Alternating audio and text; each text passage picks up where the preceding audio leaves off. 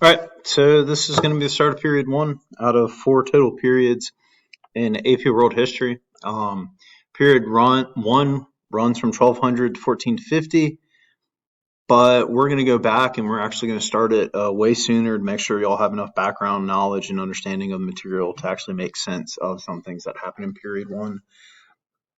It's supposed to start in 1200, but it's kind of a weird year to pick. That kind of drops us in the middle of a lot of civilizations. There's no like really good start stop point with the year 1200. It's not like something fundamentally changes in world history that would make that like a good, start point to teach modern AP world history. So they just kind of drop us in. So we have to go back and kind of talk about some backstory on a lot of information. So you see, C means circa, okay, and we're really circa is like, give or take 5, 10, 15 years. We will definitely end with that in 1453, but you're seeing we're going to go way back, even to BC times on some of this content as we make sure we hit a lot of the background information that y'all are needed. Okay. AD stands for Anno Dominio, okay, which in Latin translates to in the year of our Lord. Okay, so that is the Christian calendar. That's the same as CE, which is Common Era. Okay, so do not tell me that AD stands for after death, because it starts with the birth of Jesus. Okay. The first thing that we're going to look at is the Roman Republic. Okay, we're going to briefly hit kind of the high marks of Roman history. This is not in the CED. This is not necessarily something that you're going to be specifically asked questions about in AP, but this is something you need to understand in order to actually understand what is actually happening in Europe in period one. Okay, so we're very much going to be hitting the high points of this. We're not going to go into all these explicit details. We're going to keep this really simple and kind of straightforward, and this is really going to be kind of like a brief overview, if anything else. Okay. Rome, okay, starts. It's the city between the two hills, okay, in the region of Italy, which is in your AP region of Europe, okay. And the Latins basically are going to start a republic. Okay, a republic is just another term for a representative democracy. Okay, representative democracy is when the people select who will represent them in the lawmaking body. Okay, so the Senate here is the legislative body that makes laws for Rome. So the citizens of Rome will vote on the senators that will represent them and make these laws. Okay, so this is a democracy. Okay. In middle school and elementary school, they probably told you that the Roman democracy is where we got the American democracy from. That is not true. Okay, that is a myth that's been perpetuated in secondary social studies and just in Western culture. Okay, when we get to the Enlightenment, we'll really look at what would be the better origin of our democratic form. So don't let that confuse you. That is a myth. Okay, we talked about in this class how a lot of countries have national myths that they use to kind of justify their existence or to have us view certain things certain ways, and that's definitely one of them. The other thing that you need to keep in mind is we live in a world of universal suffrage. Okay, that's a very fancy way of saying everyone who's a citizen in the United States has the right to vote. Rome back then did not have universal suffrage; it had limited suffrage. Okay, Rome, it gets very complex because they had a very long history, but the gist of it is, depending on what point you're talking about in Roman history, citizenship was going to be limited. Okay, in America, citizenship was is determined by birth. In Rome, you had different categories of citizenship, and not everyone was a citizen. And since not everyone was a citizen, that also limited suffrage. Okay, you had various criteria. Not only did you have to be a Roman citizen to have the right to vote, you had to own land and you had to be male. Okay, so this is not, as liberal of a democracy as we probably imagine. Okay, there was a lot of limitations in this. There was various classes that we're not going to get into, but just kind of keep in the background. Yes, this was a democracy, but not as free and limited as we might imagine. Okay. The other thing I want to look at here, because this is going to come up when we talk about poli-sci in this class a lot, is in the ancient Roman Republic, you actually had a position of dictator. Okay. Now that sounds counterintuitive because dictatorship is the total opposite form of government. It could not be more different from an actual democracy. But what the Romans figured out is the Senate was great because it represented the people's voice. But since everyone kind of got a say, all senators got to stand up and speak their mind because all their votes were equal. That meant they were very slow at making decisions.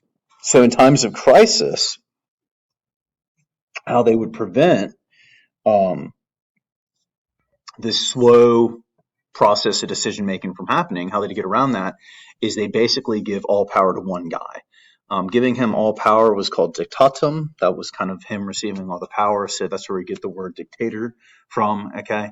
And this is in times of crisis. Cincinnatus was the most famous Roman. They showed up to his farm. They said, the enemy are at the gates. Can you please help us?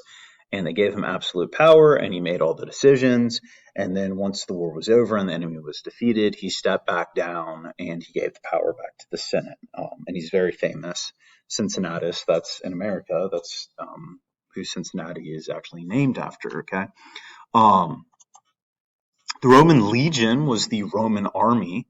Okay, you see them down here. Under the Republic, you're looking at the military had to serve between 17 to 60. Okay, you think that's pretty much their entire life, but kind of keep in mind that back then, in ancient times, the militaries were only going on campaign in warm weather. Okay, so yes, you would be in the military from 17 to 60, but when you weren't actually training or off fighting in wars, they allowed you to go home and work on your farms and basically run your households. And kind of the thing that's really going to differ here, that's going to be important, is under the Roman Republic, military service was a cherished right and a duty of the citizen. Okay, no slaves, no non-Romans were allowed to serve. The gist of this is, with citizenship came a lot of privileges, but it also came with a lot of responsibilities. And the biggest responsibility was that you had to actually fight for Rome. And that was basically the trade-off. Like, look, you're going to be represented in this government. Okay, we will have senators that represent your will, but in order to do that, you actually have to serve to protect Rome. And that was a trade-off that they were not only willing to make, they look forward to make. Okay, their military also really differed from any others. They were served by elected consuls. So kind of the first aspect of that is who commanded the army. They were actually elected by the legion, by the common soldiers. And not only that, that rotated basically every day. Okay. And they did this as a safeguard to keep one general or one officer from becoming too powerful, with the idea that if you had a new general every day, no guy would become more powerful or more influential. Okay, this is going to be a problem we're going to see on other slides of generals abusing their power within the army. There are significant issues with this. Okay, if you have a new commander every day, that means your military is not going to be very efficient, right? So when the Roman legion would go into battle, they would often end up winning, but it would be a lot more costly than it would probably need to be, and that's because you had no continuity in command, right? You were constantly getting a new leader every day. And they were fine with that because they viewed it as a safeguard to their democracy. Okay. The stereotype of ancient Romans is that they're very short. Okay. So kind of what would happen is they would go in with their shorter spears or their swords, and as the enemy would have these big old javelins that were 10, 15 feet long, they would climb underneath them and then just crawl closer and just stab the enemy.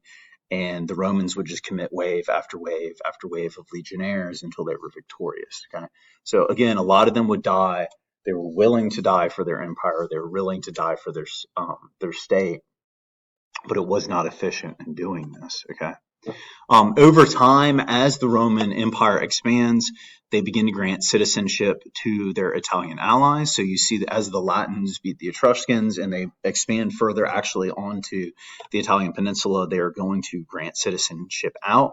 This is going to change the legion. Okay, the army is going to become a volunteer force, where it's no longer a requirement. If you want to serve in the military because you would like to have that job or the respect that goes with being a soldier, you would volunteer. This was really dangerous for Rome, though, because what this meant is you had very famous commanders like Sulla, Pompey, and Caesar that are going to use this to create armies that are going to be loyal to them. Okay. Most famously, we will see Caesar. This is how he's going to come to power, right? These guys are out in the field, they're fighting, and basically they're going to form a attachment with their commanders, right? An attachment with their commanders that is going to supersede that connection and loyalty they have to Rome. And that is exactly how the Roman Republic is going to come to an end. You're going to have a very famous Roman by the name of Julius Caesar. And he was extremely popular amongst his legion and just generally speaking in Rome itself, because he fought the Gallic Wars, in which out of Italy they moved into modern day, they moved into Gaul, which is modern day Germany and kind of modern day France and Western Germany. And this is one of the best stories about Caesar, as he gets to the Rhine River in modern day Germany, and the pagan savages are on the other side, screaming and yelling, thinking that this, very long river will protect them between the Romans. And Caesar instructs his engineers to build a bridge so they can cross and kill those barbarians, which they do. Okay. So he's extremely popular because he's being victorious, so he's expanding the glory of Rome, but it's also because he's larger than life, right? He's a great orator. He's very charismatic. His men are going to love him, and news reports are going to get home of his exploits, and the citizens will love him. Okay. The Senate is going to freak out, though. They're going to order him to step down. They're going to say, hey, leave your army in Gaul, come home, return to your state. Basically, they're going to try to rotate him out of command to prevent him from marching on Rome, but that's exactly what he did. He takes his army into Rome, which was illegal. Okay, no one was allowed to bring their army actually into Rome itself. And there's going to be a brief kind of civil war here, in which he is going to kill off his opponents, and he's going to make himself declare himself dictator. Okay. And basically with this, he's going to have a lot of popular support. So the Senate is going to name him dictator for life. That's really no concern. They're just going through a time of crisis. If it's dictator for life, upon his death, the power will be given back to the Senate. The issue with that is you have a lot of guys that become concerned that, hey, look, that's probably not what is going to happen here. If he is just named himself, if we've named him dictator for life, then he might take it a step further and crown himself king. And then the Senate will not be given the power back. It will be given to his son. So you're going to have two senators who are going to organize other senators who are going to stab him to death on the Ides of March. And the most famous men that lead this are Brutus and Cassius. Okay. Julius Caesar, after looking at Brutus stabbing him, said "Ie tu, Brute," which in Latin translates to "and you too, Brutus." Historians have interpreted and debated what this meant. This could have meant that Brutus, he was surprised by Brutus doing this, because at one point Brutus was one of his most loyal followers.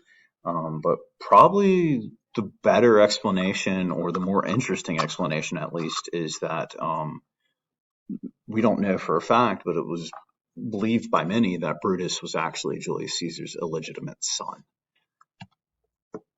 The aftermath of this is you're going to have the formation of the Second Triumvirate. Okay, you're going to have three politicians, Mark Antony, Lepidus, and Octavian, and they're going to go to the Senate and they say, hey, we want to avenge Caesar. Okay, they killed him. It was wrong. We want to avenge Caesar. So they give him absolute power. The Liberator War starts, and basically these three guys hunt down Brutus and Cassius, and they defeat their armies in the field, and then they have these two men killed. Okay. What is the aftermath of this?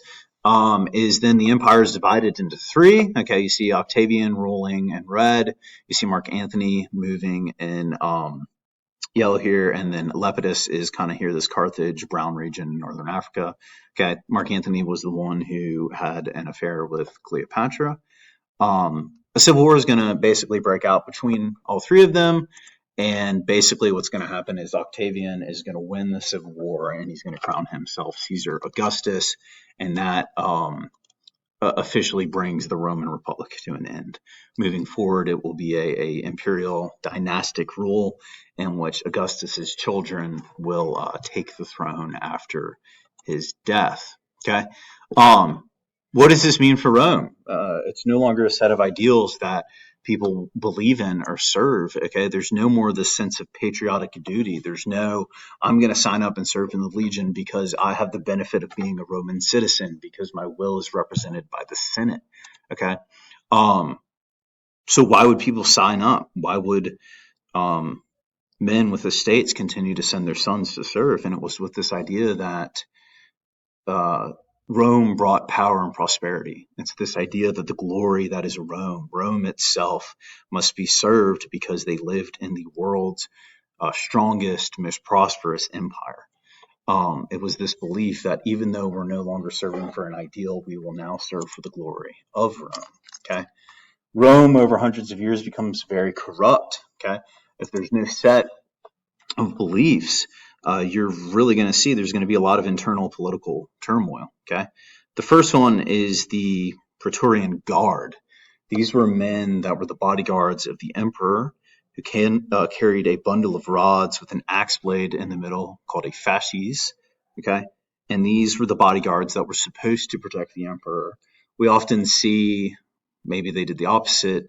They held the emperor captive. They were known to auction off the purple, is the nickname that this process received, in which basically they would allow a noble family to buy the position of emperor. And to do that, they'd go and kill the current emperor and then replace this new family on the throne. Okay, so you have a lot of political turmoil in this. You look at 46 emperors are being slain. Okay, this is going to lead to the weakening of Rome because it's political turmoil within, but also what this means is the emperor is going to pull legions back to Rome to try to protect himself. And you're going to have all these pagan, barbaric tribes on the border that are now going to be able to invade because the legion is no longer on the border protecting it. Okay. Rome over the years also becomes a society that is too decadent to defend itself. Okay.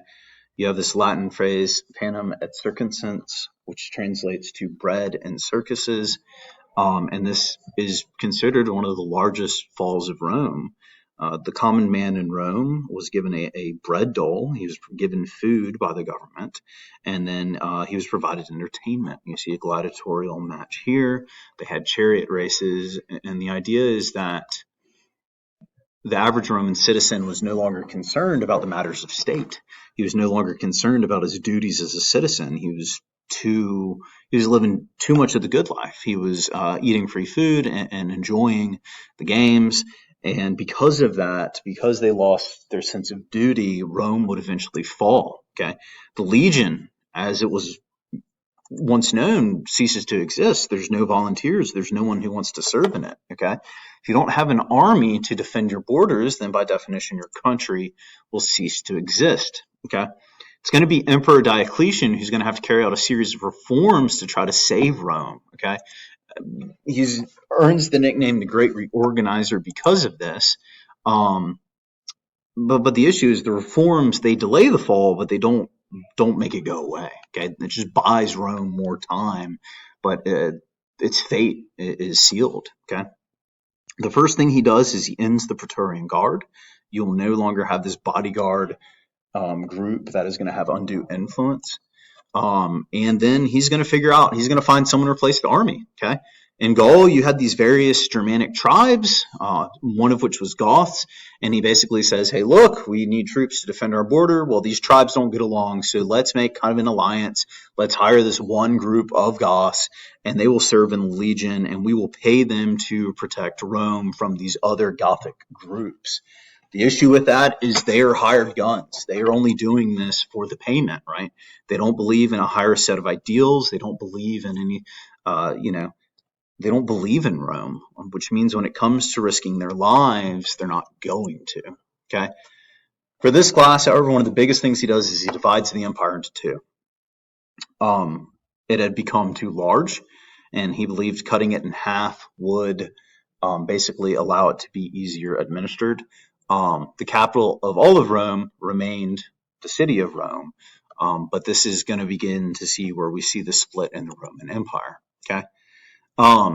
Emperor Constantine, very famous because he's going to be the one to convert Christianity. He's also then going to pass the Edict of Milan, which is going to end the persecution of Rome's persecution of Christians. Okay.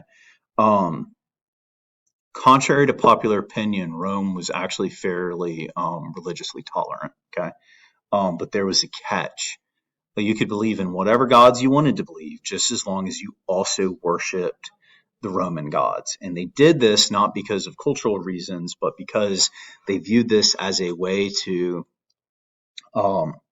guarantee that these groups they just conquered would remain loyal to the Roman Empire, right? They believed that if these groups were having to worship two Roman gods, then this indicated that they would remain loyal to Rome. The issue with this in Christianity is they can only worship one God. So you see throughout Christian history, they were persecuted pretty actively by the Romans. They were fed to the lions and tigers in the Colosseum. They were crucified, which is a form of torture. Emperor Constantine is the one that ends all of this, and this is going to be huge because what this is going to mean is that you're going to see Catholicism is going to really take root in Europe, where if he hadn't done this, it might have really been inhibited. Okay. He's also going to move the capital of Constantinople in 324 AD. He names it after himself. So the Roman Empire's capital is no longer Rome. It is now Constantinople, which is right here, this little dot, aka modern day Istanbul. Okay. This is where Roman history gets really complex, and we're not going to get into it. But the gist of it is, upon his death, his three sons are going to fight over the empire. They're eventually going to kill each other out. There's not going to be his descendants to take over, so you're going to have the rise of these able generals who one will take the throne, and then he'll lose it, and another one will take the throne. So you have this period of complete and utter disorder. As this is doing, you're having various of these Gothic groups that are trying to immigrate into Rome. Some are being let in, some are not being let in. There's corruption with that. There's corruption with Roman officials receiving bribes in monetary or sexual favor form and letting some of these in. And basically, there's a dispute between one of these Gothic groups known as the Vandals and the Roman Empire, and that comes down to the Battle of Adrianople in 378 AD. Okay.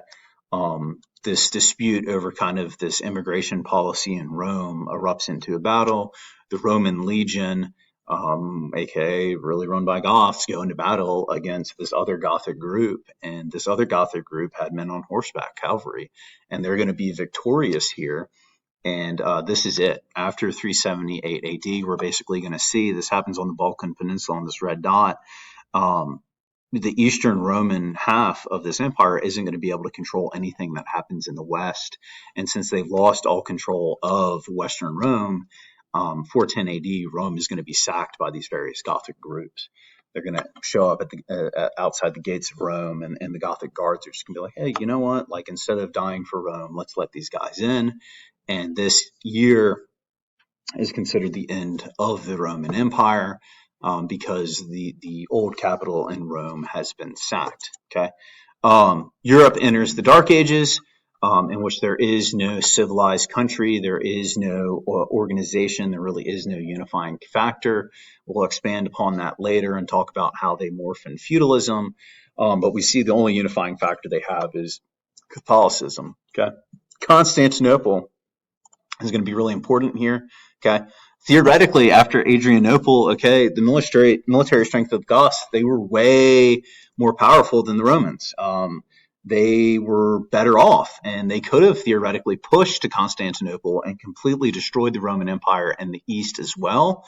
The reason they don't do this is they lack siege weapons. They didn't have catapults. They didn't have siege rams. So basically, you see they'll be willing to attack these Roman provinces in the West, but they can't make a move against this gigantic walled city of Constantinople that has these thick and tall walls that are going to protect it all the way up to 1453. It's not going to be till the invention of the cannon, artillery, that's going to allow Constantinople to finally be defeated. Okay. Constantinople is very important because it's where West meets East. Okay, it's where Europe is going to connect to the Middle East and Asia. Okay, so basically, we're going to see a very famous trade route along here known as the Silk Roads that is going to run through it. And basically, all trade is the vast majority of it is going to have to go through Constantinople. Okay, so it's going to make this city very, very wealthy. It's also just strategically important because on Constantinople you have the Turkish Straits, right? You have the Bosphorus Straits here that actually cuts through the city, and then a little further down you have what is known as the Dardanelles. Okay, so whoever controls Constantinople is going to control all trade between the Black Sea and the Aegean Sea, and the Aegean Sea dumps out into the Mediterranean Sea. This is going to be a long-standing desire of Russia when that country comes into existence, for a warm water port, because all basically Russia's ports further north are going to freeze in the middle of winter. Their only warm water ports they have are the Black Sea, and that means whoever controls Constantinople is going to be able to bottleneck them and cut their trade off. And that's something that we're going to be looking at all the way to Q4.